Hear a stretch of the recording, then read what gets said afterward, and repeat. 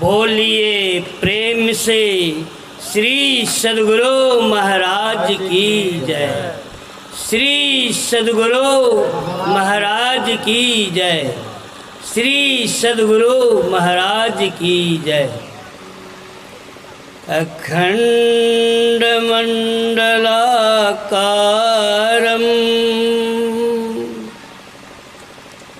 व्याप्तं येन चराचरं तत्पदं दर्शितं येन तस्मै श्री गुरुवे नमः। तस्मै श्री गुरुवे नमः। तस्मै श्री गुरुवे नमः। परम गुरुवे नमः। प्रात पर गुरुवे नमः। परमात्मा गुरुवे नमः। आत्मा गुरुवे नमः।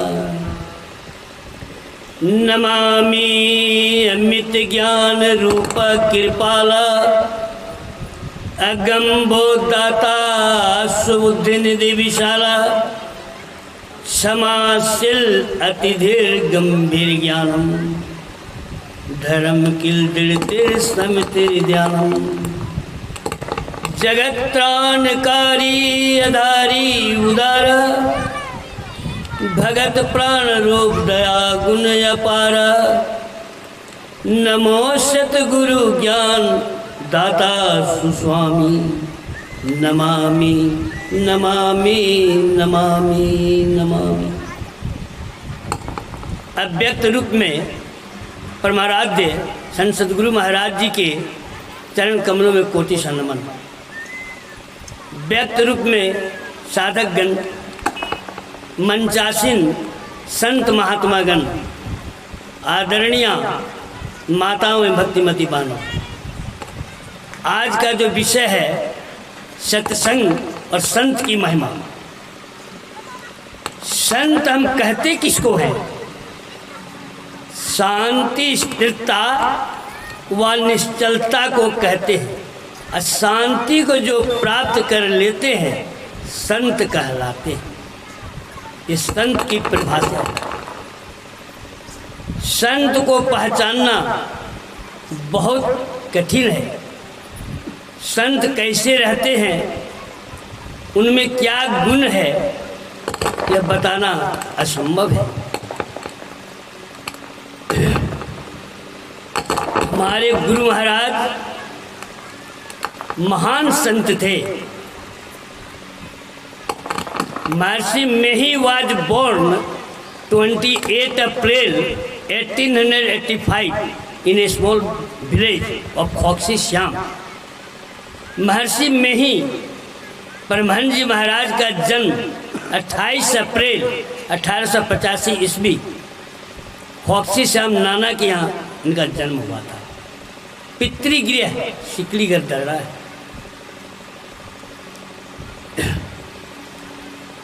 ज्योतिषी आए।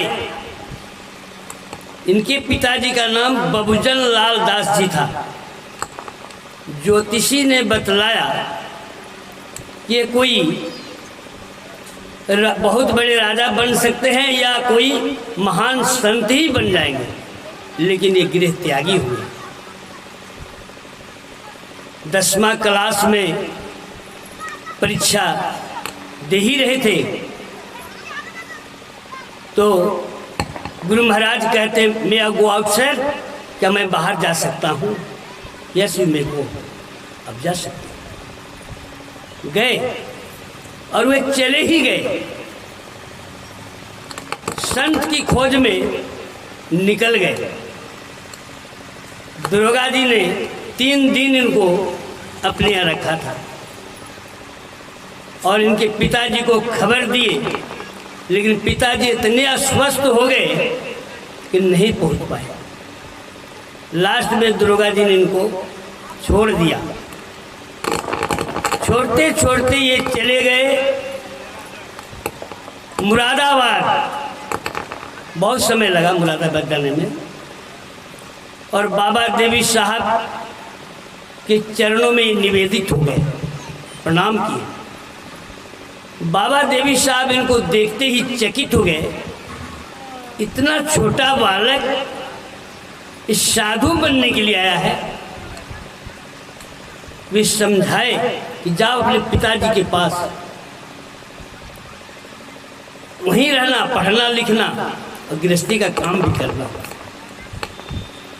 तो गुरु महाराज कहते हैं कि मैं साधु बनने के लिए आया हूँ, मैं नहीं जा सकता। इतने छोटे उम्र में कैसे बनोगे?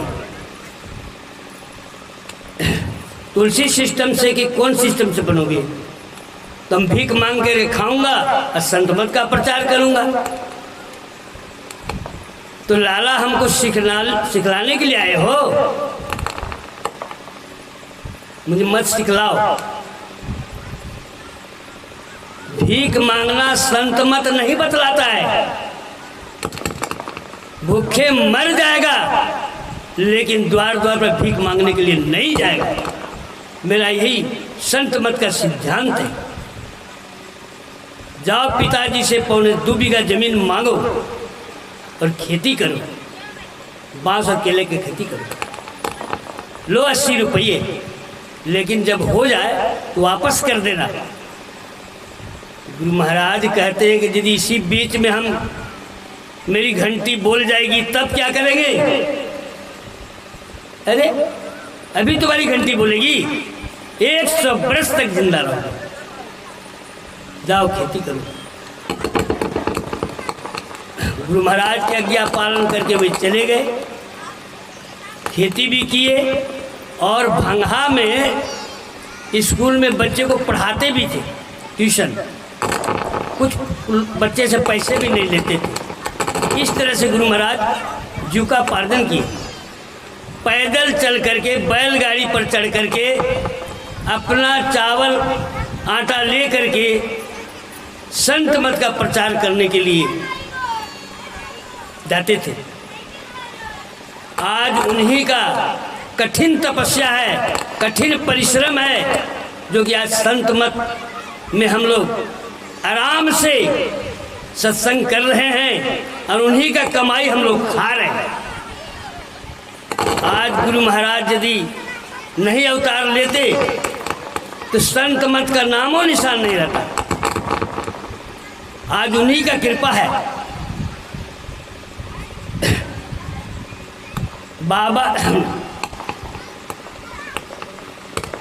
बाबा देवी साहब is a good master and saying to the Mehi Baba, you become humble, honest and worshiping God.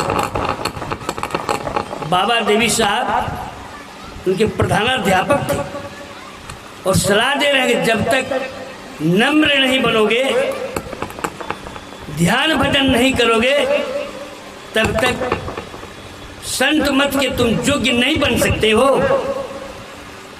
आओ हमारे चुतर के पास अपना हाथ रखो। ठेला पड़ गया था। 32 साल मैंने साधना किया, देखो ठेला पड़ गया है और 10 वर्ष में बका रहे हो। ध्यान करो। Meditator meditation is essential to the human kind.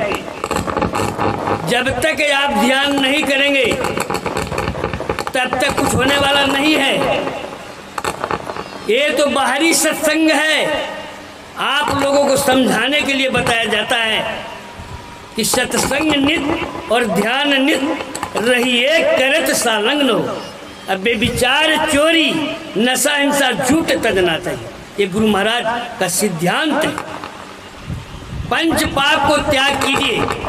त्याग पंच पाप हो और पाप क्या करे, असत वर्त में दिले आप हो, कोई साप क्या करे। पूरे गुरु का संग हो, अनंग क्या करे, में ही जो अनुभव ज्ञान हो, अनुमान क्या करे। जब तक अनुभव ज्ञान प्राप्त नहीं होगा, ये अनुमान ज्ञान से काम चलने वाला नहीं है। टाइम हो गया क्या? बंद कराए पलक पट को, कहे बाहर में तुम मत भटको। गुरु महाराज कहते हैं कोई कोने में बैठो जहाँ समतल जमीन हो, वह आसनी लगाओ और धड़ को सीधा करो और अपना ध्यान करो, मनोयोग पूर्वक करो। तो संत कबीर साहब कहते हैं कि तन थिर मन थिर बचन थिर, सूरत निरथिर होय। कहे कबीर एक पलक को कल्प न पावे को। आँख का जो पलक गिरता है, इतने देर तक यदि आप ध्यान करके कर लेंगे तो करोड़ों वर्ष का पाप जल करके राख होता। तो आमी आमी कोरी बूझी तेनो पारी, के अमी अमाते आछे की रो तुम। हम कहते कि मेरा पुत्र मेरी स्त्री है, या मेरा कहने वाला कौन है। जब तक आप अपने को नहीं पहचानेंगे तो परमात्मा को नहीं पहचान सकते। परमात्मा आपके साथ में रहते हैं, लेकिन जीवात्मा को पहले पहचानिए। तो गुरु महाराज कहते हैं कि जीवात्मा प्रभु का अंश है, जैसे अंश नभ को देखिए, घट मट पर पंचन जब मिटे नहीं अंश करना चाहिए। ये आत्मा ही परमात्मा का अंश है, परमात्मा अंशी है। परमात्मा हम लोग से बिछुड़ गया है, यानी वह पति है, हम स्त्री है। और जब तक उनसे मुलाकात नहीं होगा तो हमारा कल्याण भी नहीं होगा। परमात्मा तो मुक्ति देते हैं, लेकिन मोक्ष देने का पावर गुरु को है। मुक्ति दे दिए, आवागमन के चक्र में आप पड़े रहिए, बार बार जन्म लीजिए और मरिए, लेकिन ये सुख शांति आपको नहीं मिलेगी। तो सुख शांति कहाँ है? तो चाह गई चिंता मिटी, मनुआ बेपरवाह, जाको कुछ न चाहिए सोही सामसा। आप चिंता करते कि हेलीकॉप्टर खरीदेंगे और आपके पास रुपये नहीं है, तो बैंक के दरवाजा खटखटाते हैं, वो भी फेल, तो आपको जो दुखी प्रकट होगा। इसलिए दुख नहीं हो तो आप चाह मत कीजिए। तो संत कबीर साहब कहते तब कैसे जिएंगे? तो रूखा सूखा खाकर ठंडा पानी पी, ए बैरानी चुपड़ी क्यों ललचावे जी। जब भूख लगे तो सूखी रोटी खाइए, ठंडा पानी पीजिए, वो मालपुआ बन जाएगा। तो गुरु महाराज भागीरथ बाबा को जंगल से लाए थे कि चलिए आप कुप्पा घाट में रहिए, और 1971 ईस्वी में मैं वहीं पर था। तो भागीरथ बाबा गाय चरा रहे थे, उसमें यंग शरीर था, उनका जवान शरीर था, और गुरु महाराज का सेवा भी करते थे और समय समय पर ध्यान भी करते थे। आज देखिए गुरु क्या बनाए, चेला गुरु गुरु बना दिए। आज लाखों आदमी उनको चरण पर निवेदित हो जाता है, प्रणाम करता है और अपने भाग का सराहना कर रहा है।